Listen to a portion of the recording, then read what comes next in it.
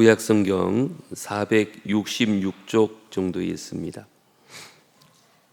매주 금요일마다 사무엘 하를 살펴보고 있는데 오늘은 3장 1절로부터 우리 5절까지 한 절씩 교독하겠습니다. 사울의 집과 다윗의 집 사이에 전쟁이 오래매 다윗은 점점 강하여 가고 사울의 집은 점점 약하여 가니라.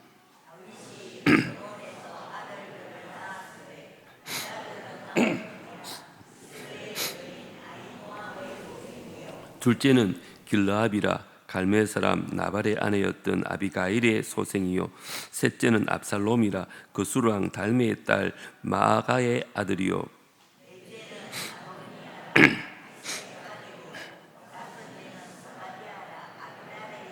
다같이요, 여섯째는 이도라암이라 다윗의 아내 에글라의 소생이니 이들은 다윗이 헤브론에서 난 자들이더라. 아멘. 사울의 집과 다윗의 집이라는 제목으로 한 2주간 말씀 살펴보려고 합니다. 지금 이스라엘은 사울의 집과 다윗의 집 두 집으로 나뉘어져 있습니다. 물론 나중에 이제 솔로몬이 죽은 후에 공식적으로 북이스라엘과 남유다로 나눠지지만 지금도 이 사울과 요나단이 죽은 후에 헤브론에서 유다 지파의 왕으로 세워진 이 다윗의 집과 이를 인정하지 않는, 그래서 사울의 군대 장관인 아브넬이 유다 제표를 제어하고 11지파와 함께 사울의 아들 이스보셋을 왕으로 세운 사울의 집으로 나뉘어져 있습니다. 그런데 오늘 본문을 보면 이렇게 시작합니다. 사울의 집과 이 다윗의 집 사이에 전쟁이 오래되었는데 다윗은 어떻게 돼요? 점점 강하여 가고 사울의 집은 점점 약하여 가니라. 이런 정치적 대립이 7년 반 동안 계속되어집니다. 그동안 많은 전쟁도 있었습니다. 그런데 그럴수록 다윗의 집은 점점 강하여져 가고 있고 사울의 집은 약하여 갔다고 말씀합니다. 자, 그러면 다윗이 뭘 했길래, 다윗이 어떠했길래 다윗의 집은 이 전쟁 가운데서도 점점 강하여졌을까요? 다윗을 기도를 열심히 했을까요? 물론 그럴 수도 있겠죠. 아니면 다윗이 큰 전쟁마다 다 승리를 거뒀나요? 그러면 전쟁이 끝났을 것 같은데요. 아니면 무슨 뛰어난 정책을 통해서 경제적인 번영을 이루었나요? 그렇지도 않은데 어떻게 다윗의 집이 점점 강하여졌느냐는 것입니다. 오늘 저는 그 얘기를 좀 나누려고 합니다. 그래서 저와 여러분도 또 우리 가정들도 우리 교회도 점점 약하여가는 인생이 아니라 점점 강하여지는 인생들 다 되어지기를 주 이름으로 축복합니다. 그러려면 먼저 다윗은 겸손히 하나님의 뜻을 기다리고 있었던 것입니다. 다윗이 사실은 사울이 죽었을 때 맘만 먹으면 얼마든지 온 이스라엘의 왕이 될 수 있었습니다. 하나님이 그렇게 약속하셨거든요. 그런데 그는 하나님의 뜻이 이루어지기를 참고 또 기다리고 있었습니다. 지난번 살펴봤던 사무엘하 2장 1절에 보면 그 후에 다윗이 여호와께 여쭈어 아뢰되 내가 유다 한 성읍으로 올라가리이까? 여호와께서 이르시되 올라가라. 다윗이 아뢰되 어디로 가리이까? 이르시되 헤브론으로 갈지니라. 다윗은 계속 물어보고 있었습니다. 다른 말로 하면 하나님의 뜻을 구하고 있었다는 것입니다. 다윗은 하나님께 여쭙고 하나님의 인도하신 대로 움직이고 있었던 것입니다. 결국 헤브론으로 가서 그 유다 사람의 왕이 되어졌고 지금도 여전히 7년 반 동안 자기 마음대로 경거망동하지 않고 하나님의 뜻을 잠잠히 기다리고 있었던 것입니다. 하나님의 뜻을 구하고 그 하나님의 뜻이 이루어지기를 기다렸던 그 시간이, 그 기다림이, 그 순종이, 그 겸손이 다윗의 집을 점점 강하게 만들었다는 것입니다. 다윗은 이때뿐만 아닙니다. 다윗이 사울에게 쫓기면서 목숨이 이토록 된 시절에도 광야에서 지은 시가 시편 40편입니다. 그는 이렇게 고백합니다. 내가 여호와를 뭐 했다고요? 기다렸더니 귀를 기울이사 나의 부르짖음을 들으셨도다. 응답이 뭡니까? 나를 기가 막힐 웅덩이와 수렁에서 끌어올리시고 내 발을 반석 위에 두사 내 걸음을 견고하게 하셨도다. 여러분, 이거예요. 기다릴 줄 아는 것. 내 마음대로 내 뜻대로 하지 않고 하나님의 뜻을 묻고 기다리고 기다리는 것. 그런데 이게 결코 쉽지 않습니다. 답답하거든요. 지금 목숨이 위태롭거든요. 사울이 날 죽이려고 하잖아요. 그 시간에도 다윗은 무릎을 꿇고 그 주님 앞에 나가서 기도하고 그 뜻을 여쭙고 그 뜻이 다윗에게 이루어지기를 기다리고 기대하고 있었던 것입니다. 그때 하나님이 그의 부르심을 들으시고 응답해 주시는 거죠. 이런 경험들이 다윗을 점점 더 강하게 했던 것입니다. 다윗은 어려운 가운데 자기 마음대로 하지 않습니다. 아무리 어려워도 하나님 뜻을 묻고 기다릴 줄 아는 사람이었다는 것입니다. 그래서 다윗이 기다리며 간구할 때 그가 상상하지도 못할 방법으로 아무도 빠져나올 수 없는 그 깊은 웅덩이와 수렁에서 구원해 주시는 것을 경험합니다. 그 발을 반석 위에 견고하게 하실 것을 믿었기 때문에 지금까지 그래왔고 또 지금 7년 반 동안 기다리고 기다릴 수 있었던 것입니다. 잠언 19장 21절 우리 같이 한번 읽어보겠습니다. 시작. 사람의 마음에는 많은 계획이 있어도 오직 여호와의 뜻만이 완전히 서리라. 아멘. 우리의 마음에는 여러 가지 생각들이 있습니다. 여러 가지 계획들이 있죠. 그게 나쁜 건 아닙니다. 하지만 명심해야 될 게 있습니다. 우리의 모든 생각과 계획을 이루시는 분은 하나님이십니다. 그걸 고집할 것이 아니라 그걸 하나님 앞에 내려놓고 하나님께 나아가서 하나님 임재 가운데 하나님 뜻을 물어야 합니다. 그리고 그 뜻을 기다릴 때 하나님께서 분명히 응답해 준다는 거죠. 하나님 뜻이 우리 가운데 부어질 때 하나님 뜻이 우리 삶 가운데 이루어 주시고 우리의 삶도 다윗의 삶처럼 견고하게 세워 주신다는 것입니다. 저는 이것이 성도의 성숙이라고 생각합니다. 어린아이는 기다릴 수 없습니다. 조급합니다. 지금도 왔다 갔다 하잖아요. 못 기다려가지고.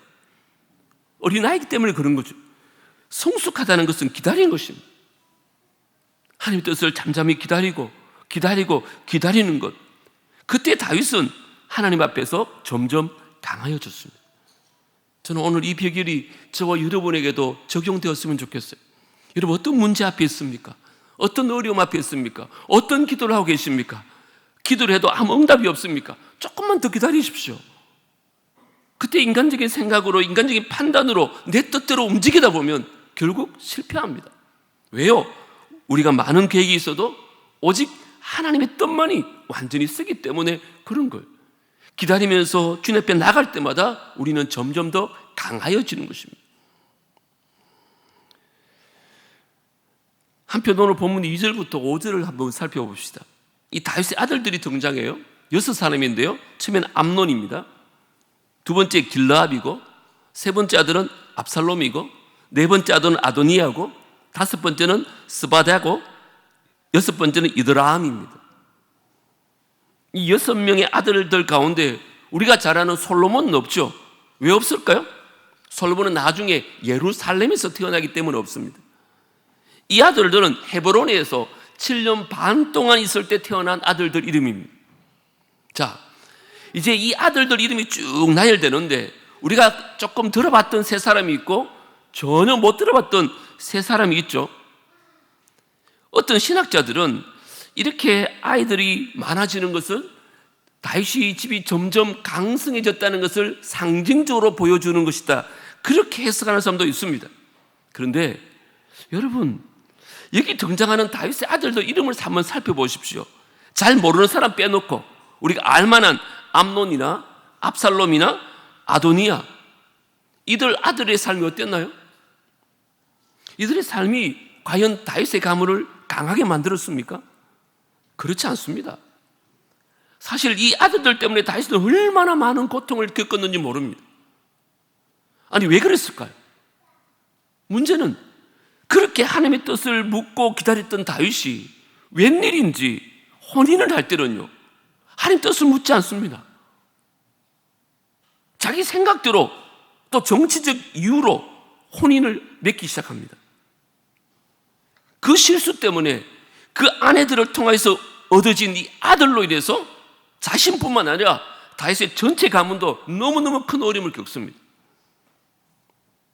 여러분, 하나님 뜻을 묻지 않고 자기 마음대로, 자기 뜻대로, 자기 지혜로 저지른 그 실수를 인해서 다윗의 집은 쇠퇴하기 시작합니다. 저는 이게 우리에게 주는 두 번째 교훈이라고 생각합니다. 인간적인 생각에 다윗은 다시 어려움을 겪게 됩니다. 자, 이제 세 아들 한 사람씩 좀 살펴보겠습니다. 자, 먼저 암논. 여러분, 암논이 누굽니까? 잘 알다시피 이복누이 다말을 욕보였다가 그 친오빠인 압살롬에게 죽임을 당하잖아요. 이로 인해서 형제간에 살인이 일어납니다. 아버지 마음이 어땠을까요? 두 번째, 압살롬. 여러분, 잘 알다시피 암몬을 죽인 후에 결국 다윗에게 반역을 일으키다가 비참하게 죽습니다. 아도니아도 뒤에 보면 다윗의 노년에 솔로몬에게 밀려가지고 반역자로 지켜서 결국 끝내 처형을 당하고 맙니다. 여러분, 이 아들들 다 다윗과 다윗의 가문에 큰 상처를 남겨준 아들들입니다. 물론 다윗이 대부분의 삶에서는 하나님 뜻을 묻고 기다리며 순종했습니다. 그때 다윗은 점점 더 강해졌습니다. 그런데 반대로 이렇게 하나님 뜻을 묻지도 않고 자기 생각대로 하나님을 의지하기보다는 열방을 의지해서 두려운 마음으로 전략적인 결혼을 한 것입니다. 그래서 어떤 일이 일어났습니까? 집안에 살인이 일어납니다. 집안에 반역이 일어납니다. 배신이 일어나고 왕권을 둘러싸고 피비린내 나는 아픔을 다윗은 겪게 되는 것입니다. 저는 이것이 우리에게 주는 시사가 많다고 생각합니다. 여러분, 당시의 왕이 아내 여러 명 두는 것 큰 잘못이냐, 그렇게 생각하는 분들도 분명히 있을 것입니다. 왜요? 실제로 그 당시 고대 근동에 왕이 여러 아내 두는 것이 아주 흔한 일이었습니다. 소위 그 당시 문화였다니까요. 그런데 중요한 건 뭘까요? 그것은 그 당신의 문화였지 하나님의 뜻은 아니었다는 것입니다. 특히 한번 3절 한번 보십시오. 이 압살롬이 누구의 딸의 아들이라고 하냐면 그스루왕 달메의 딸 마가의 아들이라고 합니다. 이 그슬은 요단강 산주 쪽에 있던 이방 나라입니다. 다윗이 정치적 목적으로 그 이방 나라와 동맹을 맺기 위해 가지고 결혼합니다. 그의 아들이라고 전략적으로 고려를 한 거예요. 다윗이 하나님 마음에 합한 자로 끝까지 하나님 명령을 지키고 하나님 뜻을 준행하고 하나님 뜻을 묻고 기다리고 살았으면 얼마나 좋았겠습니까? 근데 다윗도 인간인지라 그렇지 못했는 것 같습니다. 늘 하나님이 선하시고 기뻐하시고 온전한 뜻이 무엇인지 먼저 묻고 분별했어야 되는데 그도 잠시 악한 시대의 풍요를 따라간 것입니다. 이방 문화를 따라서 전략 결혼으로 많은 아내를 두고 맙니다. 여러분, 꼭 기억하세요. 세상 문화가 아무리 좋아도 심지어 우리 생각에 우리 눈에 옳아 보여도 하나님 말씀보다 우선될 수 없는 줄 믿습니다. 하나님이 선하시고 기뻐하시고 온전한 뜻이 무엇인지 그걸 물어봐야 됩니다. 저는 참 안타까운 것이 이 한국교회가 너무 세속화된다는 건 다른 게 아니라 세상의 문화가 들어오고 있는 것입니다. 우리 너무 잘 아는 로마서 12장 2절 같이 한번 읽어보겠습니다. 시작. 너희는 이 세대를 본받지 말고 오직 마음을 새롭게 함으로 변화를 받아 하나님의 선하시고 기뻐하시고 온전하신 뜻이 무엇인지 분별하도록 하라. 하나님의 뜻을 분별하는 여러분 되기를 주님으로 축복합니다. 물론 세상에 살다 보면 세상에 귀 기울일 수 있습니다. 세상 문화에 빠졌을 수 있습니다. 세상 풍조에 따라 움직일 수 있습니다. 하지만 그때 기억해야 됩니다. 우리의 생각이 우선될 수 없습니다. 세상 문화가 우선될 수 없습니다. 그리스도인의 삶은, 우리 교회는 완전한 진리인 성경 말씀 위에 세워지기를 주님으로 축복합니다. 여러분, 한국교회를 걱정하는 사람들이 많아요. 저도 마찬가지입니다. 우리 스스로를 한번 돌아보세요. 조금씩 이 시대의 생각이나 문화를 따르는 모습이 교회 안에 많이 일어납니다. 마치 우리 다음 세대가 사사기에 나오는 하나님 뜻을 잊어버리고, 하나님 어떤 분인지 다 잊어버리시고, 하나님 어떤 일을 행하셨는지 다 잊어버리고, 결국 어떻게 돼요? 가나안 땅에 그들과 똑같이 섞여 삽니다. 그들의 문화를 다 받아들입니다. 심지어 그들의 신을 숨기며 살았습니다. 그 모습이 우리의 모습이 되지 않을까? 아니, 우리 다음 세대의 모습이 되지 않을까? 진짜 염려하는 분들 많습니다. 우리가 그 본을 보이지 못한 거예요. 우리가 하나님의 말씀의 진리를 따라 살지 못하고 그저 세상의 문화를 따라서 세상이 옳다고 생각하면 그 방법대로 사는 거예요. 사사기 2장 10절, 그 세대의 사람도 다 그 조상들에게로 돌아갔고, 그 후에 일어난 다른 세대는 어떻게 했어요? 여호와를 알지 못하며 여호와께서 이스라엘을 위하여 행하신 일도 알지 못하였더라. 다 잊어버렸어요. 하나님 누구신지, 어떤 일을 하셨는지 다 잊어버려요. 하나님 뜻을 묻지도 않습니다. 아니, 궁금해하지도 않아요. 그냥 세상 문화를 따라서, 그 가나안 땅의 문화를 따라서 그 죄 가운데 하나님 마음을 아프게 하는 그런 세대가 되어본 거죠. 여러분, 우리도 그렇게 될 수 있고, 특별히 우리 다음 세대가 이렇게 하나님 모르는 세대가 될 수 있다는 거잖아요. 그렇게 되지 않도록, 아니, 우리 교회만큼이라도 세상 것이 기준이 되지 않았으면 좋겠어요. 회의를 할 때나 뭘 결정할 때 세상 것을 기준 삼지 않았으면 좋겠어요. 또 내 생각, 내 뜻이 아니라 하나님의 뜻을 좀 분별하고 하나님의 말씀이 우리의 삶의 기준이 되어지기를 주님으로 축복합니다. 그래야 하나님께서 그 나라를 강하게 하십니다. 그래야 하나님께서 그 교회를 강하게 하세요. 그 일을 위해서 애쓰고 기도하는 저와 여러분 되어지기를 주님으로 축복합니다. 보세요, 딱 대조적이죠. 다윗은 하나님의 뜻을 묻고 하나님의 뜻대로 살려고 몸부림칠 때 강해졌던 모습이 있는가 하면, 내 생각대로, 내 뜻대로, 내 지혜로 살아갈 때는 사울의 집처럼 점점 약해질 수밖에 없었던 것. 이게 우리의 모습입니다. 그런데 성경은 이것으로 끝나지 않습니다. 우리 하나님은 다윗을 그냥 버려두지 않았다는 것입니다. 우리 하나님의 열심히 다시 다윗의 집을 붙들어 주셨어요. 회개한 다윗을 다시 안아주시고, 약해졌던 다윗의 집을 다시 붙드사 다시 한번 하나님의 언약을 그 집 위에 세워 가더라는 거예요. 그 세 번째 우리가 함께 나누고 싶은 것이 하나님의 뜻대로 다시 견고하게 세워진 다윗입니다. 연약했던 인간이었던 다윗의 죄와 실수로 물론 많은 어려움이 있었습니다. 저도 마찬가지고 여러분도 마찬가지 아닙니까? 그것 때문에 다윗의 집이 상처를 많이 받습니다. 우리도 얼마나 가족들이나 이웃들에게 상처를 많이 주고 삽니까? 결국 하나님은 하나님의 뜻을 그 집에게 세워주더라는 것입니다. 이건 우리가 이해할 수 없는 하나님의 사랑이요, 하나님의 열심입니다. 우리 같았으면 언약을 계속 이룰 수 있을까? 비록 내가 약속은 했더라도 그 언약을 계속 이룰 수 있을까? 하나님이 이루십니다. 누구를 통해 이룬 줄 알아요? 장차 오실 예수 그리스도를 통해서. 그 다윗의 씨로 오실 예수 그리스도를 통해서 다윗의 집을 영원히 견고하게 세워주신다고 약속하셨거든요. 그게 사무엘 하에도 왔잖아요. 바이블 스토리 할 때 배웠죠? 7장 12절 같이 읽습니다. 시작. 그는 내 이름을 위하여 집을 건축할 것이요, 나는 그의 나라 왕위를 영원히 견고하게 하리라. 이게 솔로몬이기도 하지만 장차 오실 예수 그리스도를 말씀드렸잖아요. 이 약속을 예수 그리스도를 통해서 이루어지는 거죠. 이루어졌을까요? 이루어졌을까요? 이루어졌습니다. 누가복음 1장 31절부터 한번 보십시오. 같이 읽어보겠습니다. 시작.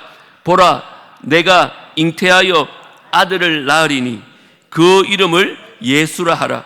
그가 큰 자가 되고 지극히 높으신 이의 아들이라 일컬어질 것이요, 주 하나님께서 그 조상 다윗의 왕위를 그에게 주시리니 영원히 야곱의 집을 왕으로 다스릴 것이며 그 나라가 무궁하리라. 할렐루야. 하나님 뜻이 이루어지는 장면이잖아요. 다윗을 세워서 왕으로 삼으신 하나님께서 그 후손 중에 예수 그리스도를 일으키셔서 그 약속을 견고히 영원히 무궁하게 세워주신 거잖아요. 자, 그러면 중요한 게 뭘까요? 이게 우리가 무슨 상관이 있냐고요? 상관이 있을까요? 없을까요? 있죠, 여러분. 성경의 이 이야기는 우리를 위한 얘기입니다, 여러분. 우리의 삶도 우리가 실수할 수 있고 경거망동해서 우리 뜻대로 살다가 넘어질 수 있잖아요. 결국은 하나님 뜻이 우리한테 이루어지지 않는 것처럼 보여지잖아요. 모든 것이 끝난 것처럼 느껴질 때가 있잖아요. 끝일까요? 아니라는 것입니다. 신실하신 하나님께서는 반드시 우리를 향하신 구원의 약속을 지켜주실 줄 믿습니다. 우리는 실수할 수 있어요. 넘어질 때도 있습니다. 그렇지만 넘어질 때마다, 실수할 때마다 걱정하지 마세요. 회개하고 돌아오면 하나님께서 분명히 세워주실 줄 믿습니다. 하나님이 신실하십니다. 에베소서 2장 8절 9절 너희는 그 은혜에 의하여 뭐로? 믿음으로 말미암아 구원을 받았습니다. 이것은 우리에게서 난 것이 아닙니다. 오로지 하나님의 선물입니다. 행위에서 난 것이 아니요 이는 누구든지 자랑하지 못하게 함이라. 무슨 말일까요? 우리가 구원받은 것은 단 1%도 우리의 행위로 난 것이 아니라는 것입니다. 우리가 잘 믿어서가 아니에요.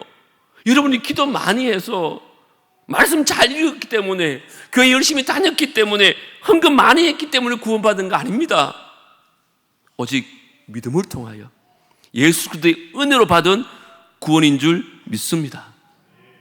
우리의 잘함과 못함 전혀 상관없습니다. 우리의 연약함과 강건함 전혀 상관없습니다. 우리를 향하신 하나님의 사랑이요 약속 때문인 줄 믿습니다.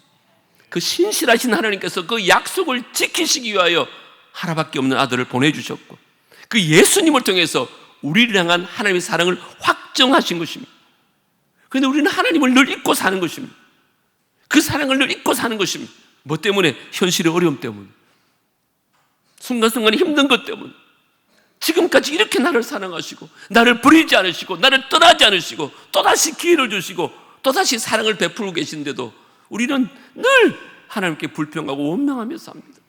이제 감격하고 감사하고 찬양할 수 있는 인생 되어지기를 주의 이름으로 축복합니다. 우리 삶도 비록 다윗처럼 실수할 수 있습니다. 흔들릴 때도 있을 것이고 믿음이 약해질 때도 있습니다. 하지만 하나님은 결코 우리를 버리지 않습니다. 하나님은 우리를 그대로 내버려 두지 않으시고 어떻게 하든지 성령을 통해서 말씀하여 주시고 다시 일으켜 주시고 그분의 능력과 은혜로 우리의 삶을 다시 붙들어 주시고 지켜주시고 인도하여 주실 줄 믿습니다. 우리 30대 찬양했던 것처럼 더 이상 아픔의 자리에 여러분을 두지 마십시오. 누구보다 부모가 아이들 아플 때 가슴 아파하는 것처럼 하나님도 가슴 아파할 것입니다. 우리의 삶을 주님께 다 맡기십시오. 그리고 기다리십시오. 그러면 다윗의 가문처럼 하나님 뜻으로 말미암아 우리는 점점 더 강하게 되어질 줄 믿습니다. 이제 말씀을 좀 정리하려고 합니다. 우리가 범사에 정말 잊지 말고 꼭 기억해야 될 것은 우리가 온 마음을 다해 하나님을 신뢰하는 것입니다. 어떤 상황을 만나더라도 온 마음을 다해 하나님을 신뢰하는 것입니다. 그렇게만 하면 하나님께서 반드시 우리의 삶을 꼭 붙들어 주실 줄 믿습니다. 그때 하나님의 능력이 우리의 삶 가운데 내려주는 거예요. 그 은혜를 누리고 체험하고 그때부터 우리에게 평안을 주시는 거예요. 환경이 우리에게 평안을 주는 게 아닙니다. 여러분이 지금 어려움이 문제가 해결되면 더 이상 어려운 문제가 없을까요? 있습니다. 첩첩산중입니다. 그러면 또 평안을 잃어버릴 겁니까? 아니요.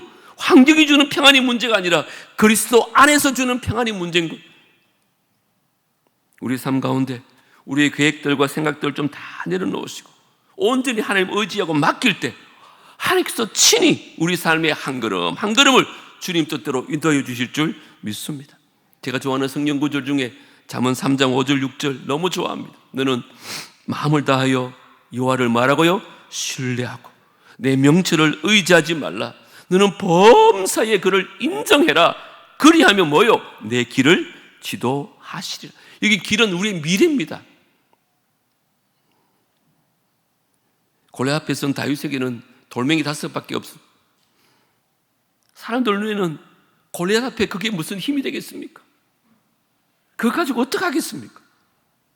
그런데 다윗은요, 그 돌멩이를 의지한 게 아닙니다, 여러분. 만군의 하나님 여호와를 의지했을 때 그 돌멩이로 골리앗을 쓰러뜨릴 수 있더라는 것입니다. 여러분이 가진 게 없다고 비관하지 말라고. 그걸 의지하면 비관의 대상이지만 그것을 의지하는 것이 아니라 하나님을 의지하면 그것으로도 골리앗을 무너뜨릴 수 있을 줄 믿습니다. 여러분 인생에 무엇이 우리를 위협하고 있습니까? 건강입니까? 물질입니까? 어두운 미래입니까? 우리 손에 쥐고 있는 돌멩이나 우리를 죽이려 오는 골리앗을 바라볼 필요가 없습니다. 우리와 함께 하시는 하나님 바라보시면 됩니다. 그를 의지하고 그를 더 신뢰하고 그를 인정할 때 그분은 우리의 길을 인도하여 주실 줄 믿습니다. 오늘 3가지를 꼭 기억하면 좋겠어요. 먼저 다윗은 하나님 뜻을 구하고 기다렸을 때 하나님은 그를 강하게 만들어 주셨습니다. 하지만 한순간 하나님 뜻을 묻지 않고 인간적인 생각에 다시 다윗의 집은 어려움을 겪었습니다. 그런데 너무너무 감사한 것은 그 신실한 하나님께서 다윗과 맺은 언약 때문에 그 언약을 생각하셔서 다시 다윗을 찾아오시고 그를 세워주시고 예수 그리스도를 통하여 그의 나라를 영원토록 견고하게 하셨습니다. 저는 이게 우리를 향하신 하나님의 인자하심이요 우리를 향하신 하나님의 계획하심인 줄 믿습니다. 저와 여러분을 향한 하나님 계획도 너무나 크고 놀랍습니다. 오늘 이 밤에 그 주님을 찬양할 수 있는 이 밤이 되어지기를 주 이름으로 축복합니다. 찬양하십시다. 우리에게 향하신 여호와의 인자하심이 크고 크도다 크시도다. 우리를 향하신 여호와의 진실하심이 영원하시도다. 우리에게 향하신 여호와의 계획하심이 놀랍고 놀랍다 놀라우시도다. 오늘 말씀 기억하면서 찬양하고 뜨겁게 기도하겠습니다.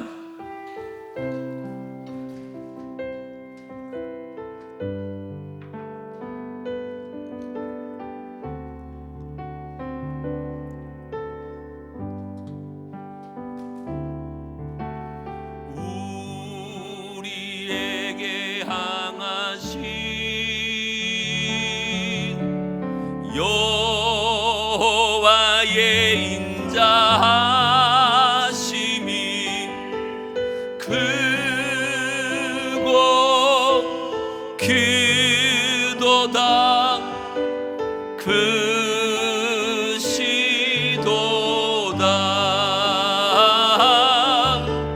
크고 크도다 크시도다. 우리에게 향하신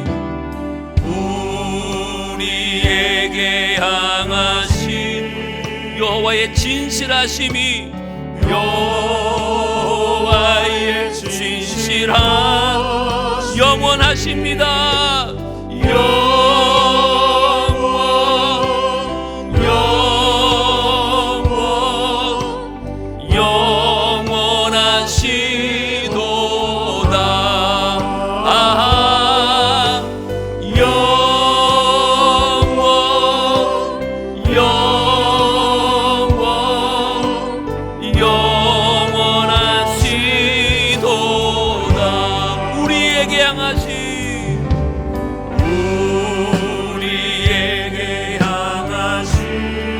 여호와의 계획하심이 놀랍고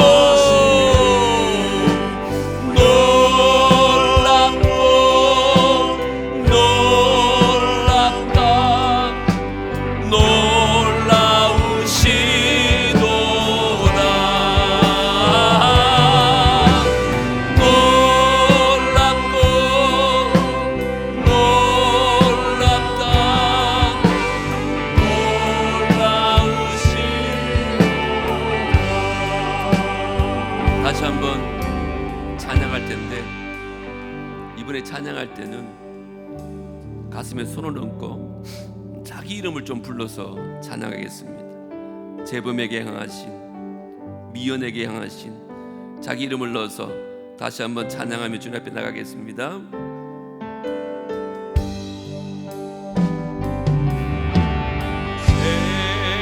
재범에게 향하신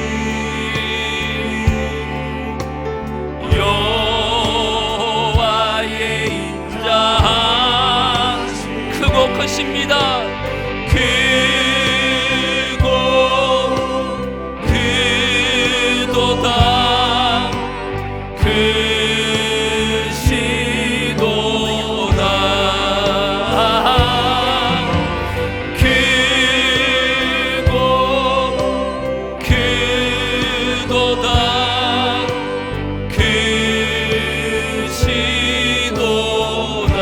다시 한번 자기 이름을 넣어서 재범에게 향하신 여호와의 진실하심이, 여호와의 진실 영원하십니다.